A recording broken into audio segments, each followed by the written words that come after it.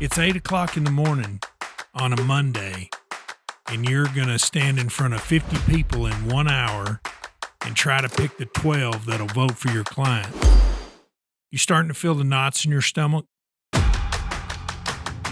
It's now 10:30 and the court has just called a break in the voir dire and you're knee deep in it. And you'll recall from our last session that we were talking about number 3, who quite obviously didn't want to be there and was not willing to play well with others. And we concluded with, if the person doesn't want to be there, why would you want them to be on their jury? But now I want to go and switch to juror number 50. Juror number 50 is the last juror in the back. And every single question that I ask, she raised her hand to have a comment or a story. And you know the kind of person. She's done everything that you've ever thought about doing, twice as good, twice as big.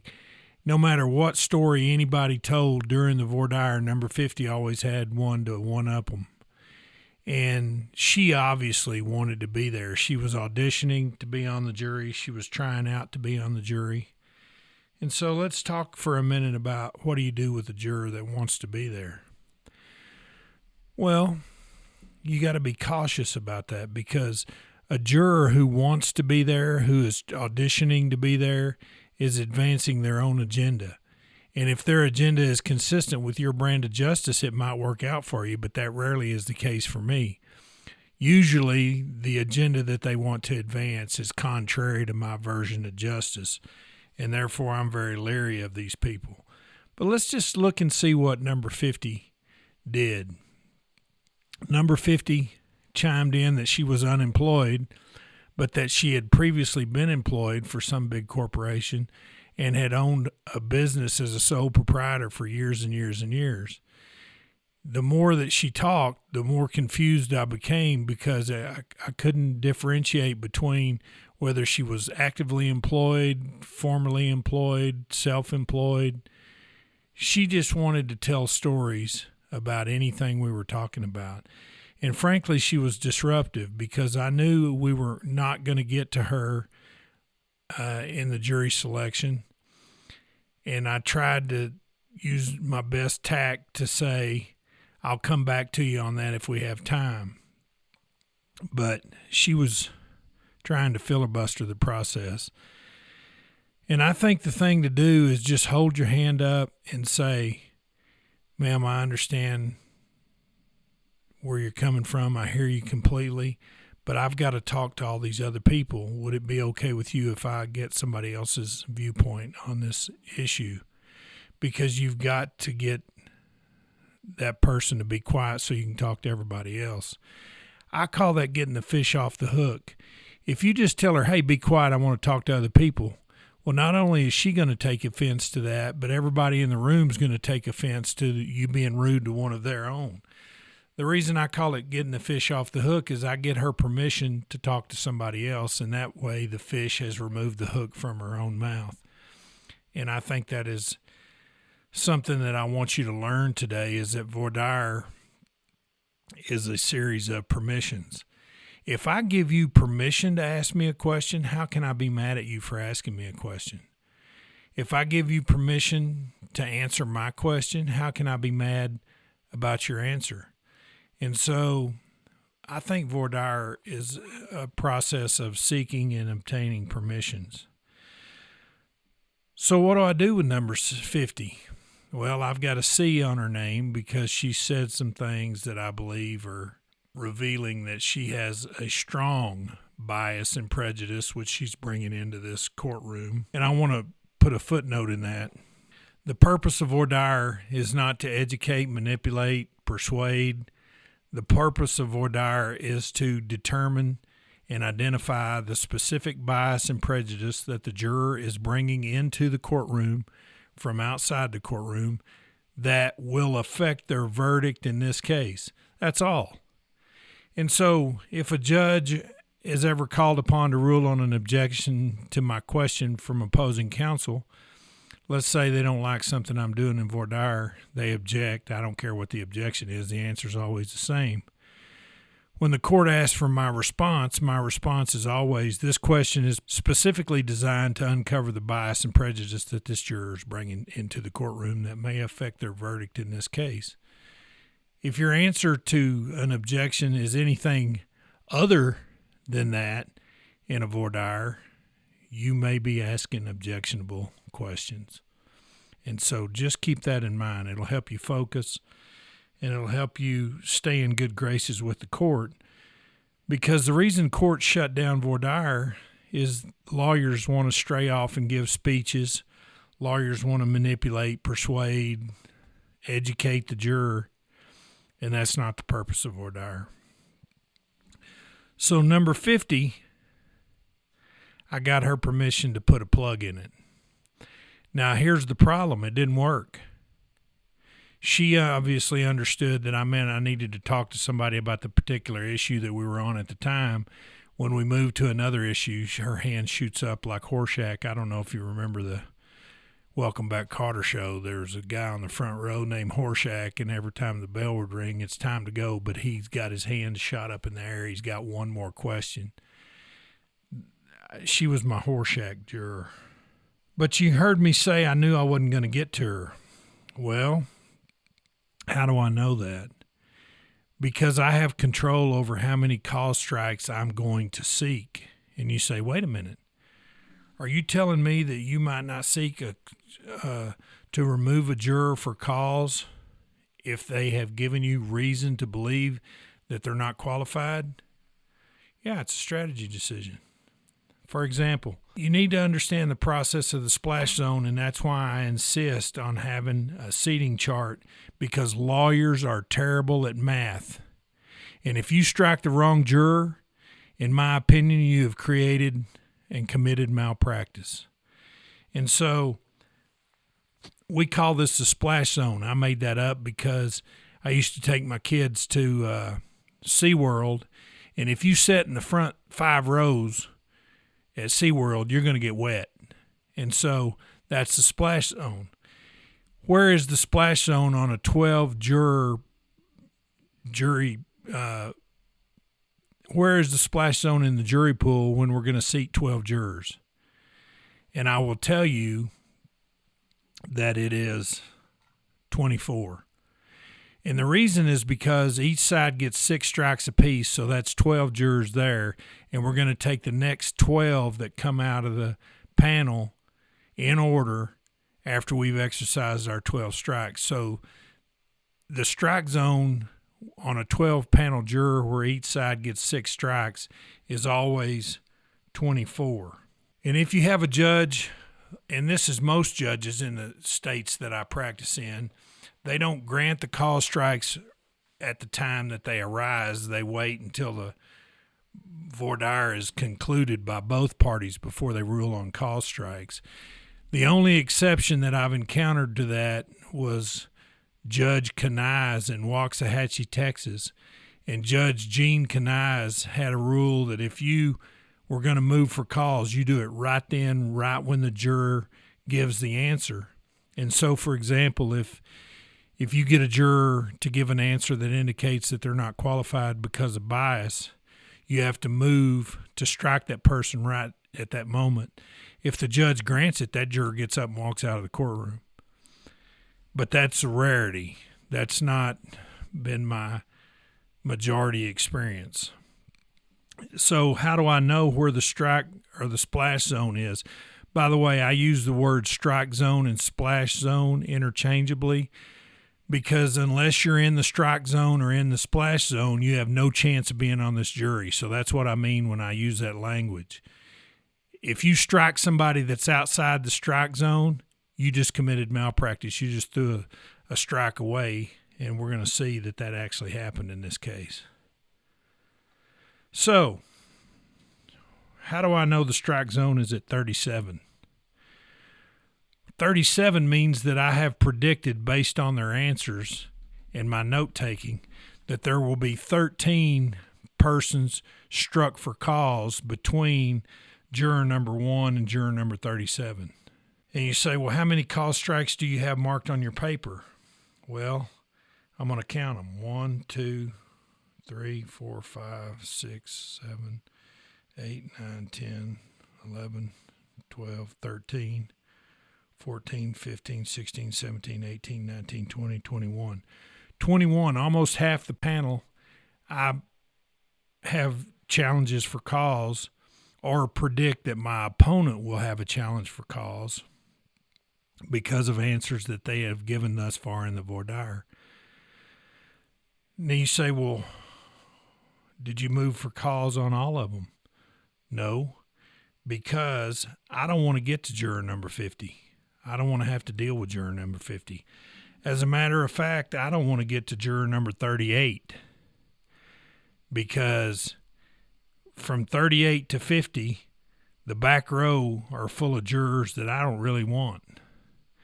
And so I have to make a strategy decision to exercise those 13 peremptory challenges that'll advance the splash zone to 37 and stop.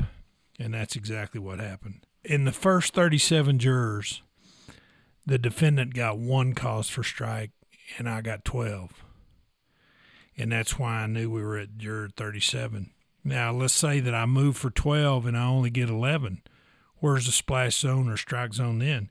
Bumps back down to 36 because 12 plus 13 is 37, and that's where the strike zone is if all 13 are granted.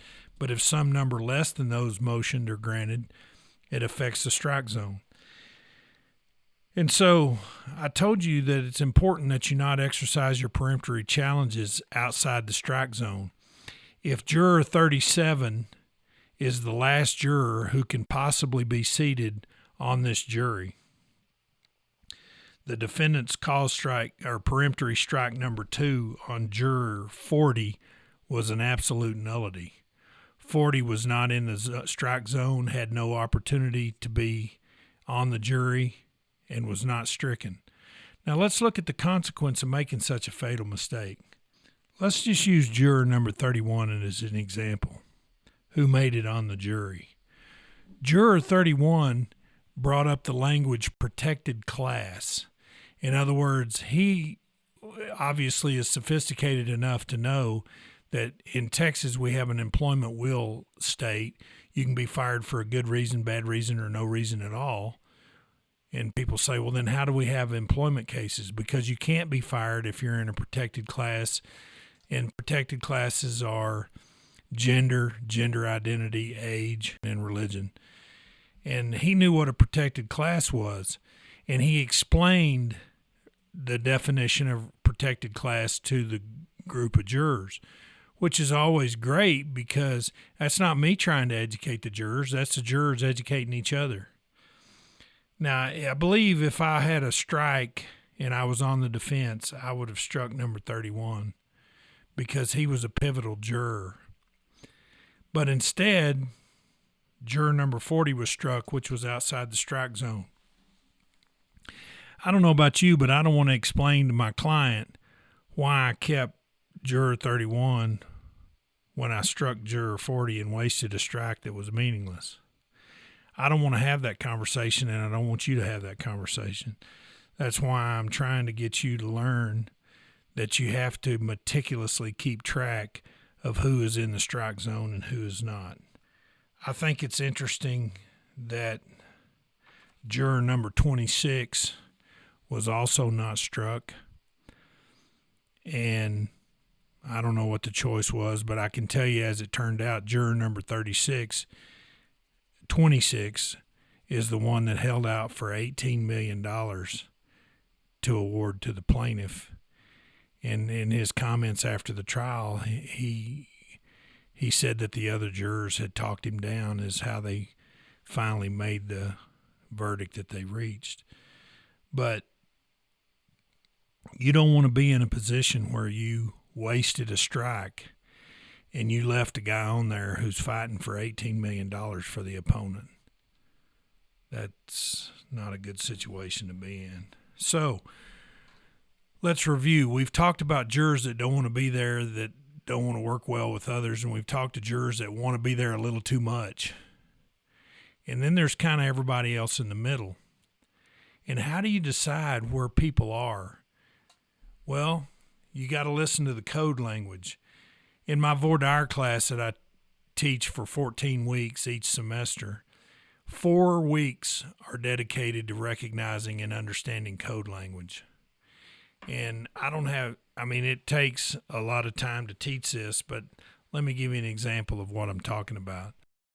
Before 2016, had you ever heard the phrase fake news? I hadn't. And now it's part of our everyday vocabulary. And it's identified with a particular ideology so that people who use the words or terms fake news, I can make predictions about their philosophy and political leanings. Liberals is another one. A person who is of a liberal ideology doesn't refer to a class of people as liberals. A person who is a conservative ideology may, on the other hand, refer to a group of people as liberals. And so you just have to listen to the language of the juror. What's he talking about? What's she talking about? What language is she using? Because I can tell you instantly, even in that first question about what's your name and tell us anything you want to tell us about you, that is very revealing because of the language that they chose to use. And remember our teaching, I'm going to talk in voir dire about the 3 circles of energy in every single session because it's so important. If you're talking to somebody from the 3rd circle, you're manipulating and you're suggesting language you're trying to get them to adopt. Most people reject that. In the 1st circle, you're trying to camouflage your choice in getting them to adopt language because you're kind of acting in a pathetic, pitiful, whiny, self-needy, self-deprecating sort of way. But in the 2nd circle, you just accept them where they are and you accept their opinion and you free of judgment, free of manipulation. And you just simply ask them the question and absolutely tolerate, accept, and don't judge their answer. Now you say, well, let's go back to number 3, who obviously doesn't want to be here. How did you get him for cause?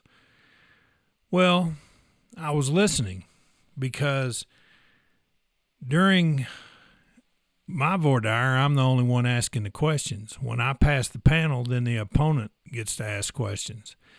And it was during my voir dire, the judge was kind of talking to number 3 about, why are you not answering this question? Because I asked him 2 or 3 questions. He wouldn't answer any of them. And his answer was, Judge, I don't see how you can put up with all this nonsense day in and day out. Okay, and what he was talking about was me. And so I just took him on after he said that. I said, I can't help but take offense or recognize that you're talking about me when you're saying to the judge, I don't know how you can put up with all this crap that they talk about in here. And he said, you can take it any way you want to. And I said, I'm not trying to offend you. I'm just trying to identify, were you talking about me? And he said, yes, I was talking about you. Now, a lot of people think, well, you shouldn't take a juror on. Well, I got to get him for cause. And so if I have to take him on in a polite, calm, collected, cool manner, I have to do that because I don't want to waste a peremptory on this guy. I can get this guy for cause. And so when you asked him the question, because of how you feel about me and you think that some of my questions are absurd, there's probably no amount of evidence that I could offer you that would get you to vote for my client. No way. See, that's bias. He hadn't heard anything about the facts of the case, but he's already decided the case because he hates me.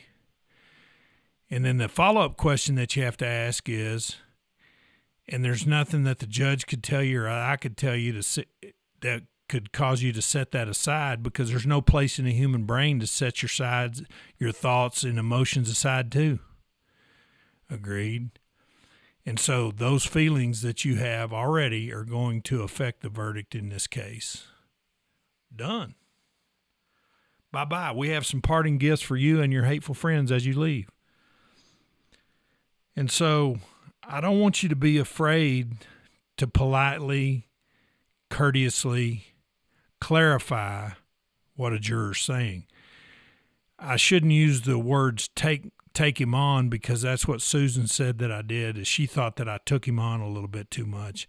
And I wasn't trying to take him on to be confrontational. I was trying to seek further clarification, deeper explanation for the source of the resentment that was obvious on his face and his body language. And I found it. Maybe I scratched the scab a little too deep, but he was the first juror struck for cause. Now, you get to a place that is a little trickier where the judge tries to rehabilitate, and that is going to be the topic of our next installment on Voir dire, how to defeat rehabilitation. For now, thank you so much for listening. Thank you for your time and attention, and thank you for your interest. Good verdicts to all. Please join us every Tuesday and Thursday for new podcasts and new materials. And also, we hope you'll support us on Patreon, and we will have exclusive materials, lessons, teachings, and even videos coming soon. Good verdicts to all.